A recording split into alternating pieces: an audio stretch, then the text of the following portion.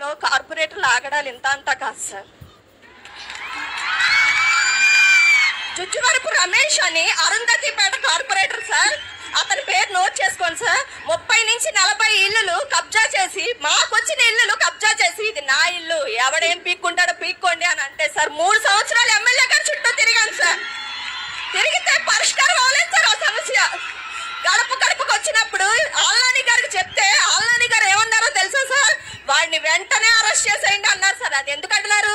ప్రజలందరూ ఉన్నారు కాబట్టి షోయింగ్ ఇవ్వడానికి అలా అన్నారు సార్. కానీ తర్వాత మళ్ళీ మామూలే సార్, మళ్ళీ వెళ్ళాం పార్టీ ఆఫీస్ చుట్టూ. మీరు తెలుగుదేశం పార్టీ కార్యకర్తలు కదా, మీ నాన్నగారు ప్రసాద్ గారు తెలుగుదేశంలో తిరుగుతారు కదా, మాకెందుకు మీకెందుకు ఇవ్వాలి, మేమేమో మీ చేతనైన పని చేసుకోండి అన్నారు సార్. అలా మాకు 1,00,000 రూపాయల దాకా లోన్ కూడా పడ్డాయి సార్. లోన్ పట్టి ఇల్లు కట్టుకున్న దాన్ని తాళం వేసి కబ్జా చేశాడు సార్. మరి అటువంటి కార్పొరేటర్లకి ఈ ఎమ్మెల్యే అండగా ఉంటే ఇలాంటి ఎమ్మెల్యేని మీరు గెలిపిస్తారా? చంటిగారిని గెలిపిస్తారా? ఖచ్చితంగా టీడీపీని గెలిపిస్తేనే మనకు భవిష్యత్తు ఉంటుంది.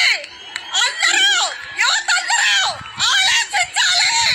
మన బుద్ధిగారు లాంటి పరిస్థితులు ఉన్న వ్యక్తి చంటి గారు కాబట్టి అందరూ ఆయన గెలిపించండి. జై బడాడి. ఇంకా నేను మాట్లాడాల్సిన అవసరం అయిపోయింది ఉందమ్మా. ఎర్ర బుక్ ఇప్పుడు సుప్రీంకోర్టు వరకు వెళ్ళొచ్చింది.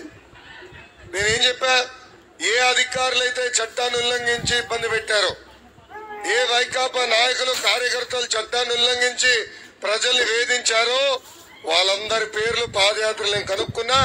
ఎర్ర బుక్ లో రాశాను తల్లి. 1 నెల ఓపిక పట్టు, జ్యుడిషియల్ ఎంక్వైరీ చేస్తాం. వాళ్ళ పైన కఠినమైన చర్యలు తీసుకునే బాధ్యత మేము తీసుకుంటాం. రెండోది, అంగన్వాడీ